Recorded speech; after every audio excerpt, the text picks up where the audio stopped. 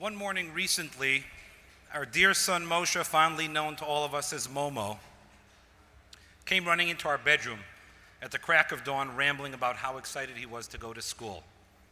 He told us that he loved his friends and teachers, and he couldn't wait to come back and tell us about his day. I started to cry. Tears were rolling down my face, but yet I had this big grin. I began to laugh and cry at the same time. I was so confused. And then I woke up. My face was wet from the tears. It seemed so real, yet it wasn't real at all. You see, our precious 9-year-old son, Momo, can't speak because his motor skills are not fully developed, and we aren't really sure about the extent of his cognitive abilities. What is known is that we are challenged daily in understanding Momo's needs and wants. We often get emotional and choked up, knowing how difficult and frustrating it is for him not to be able to convey his thoughts consistently. We find ourselves wondering, if he can't talk, how will others know what he wants? Who will take care of him if we're not around? And what kind of quality of life will he have when he gets older? You see, these are questions that every parent with a special needs child asks themselves. It's a very daunting and overwhelming task to think about the future. And so we grasp the today and we live in the moment.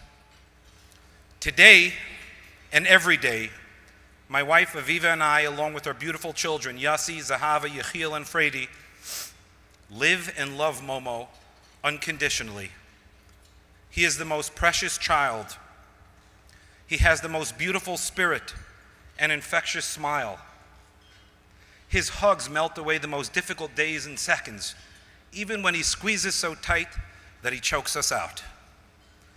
Momo loves people and finds ways to express himself through sheer will and desire in order to make up for his lack of speech. His enthusiasm for nature, his infatuation with planes, and his excitement for animals are some of the most adorable and wonderful glimpses into his true self. Momo's favorite part of the day is waking up in the morning knowing that he's going off to Keshet at YTT, where he gets to be around his friends. You see, we don't take it for granted that a child like this gets to make friends. It means everything that our son has friends. We take comfort that at Keshet he is surrounded by people who love him and care for him. And like all parents, it's our role to raise our children by teaching them wrong from right, giving them the confidence to face this challenging world and helping them understand what is meaningful and purposeful. Never did we think that our child, let alone one that cannot do the things I mentioned, would be teaching us about life. Momo challenges us daily in how to be more compassionate, more sensitive, and more understanding. He has been our legs to walk us to places and accomplish things we would have never done otherwise. He has brought us overwhelming joy and appreciation for the small things in life. We believe wholeheartedly that Mo is a source of a blessing for us. And as much as it may be extremely challenging at times, we are thankful, so thankful, to have been chosen by the Almighty to be Momo's family.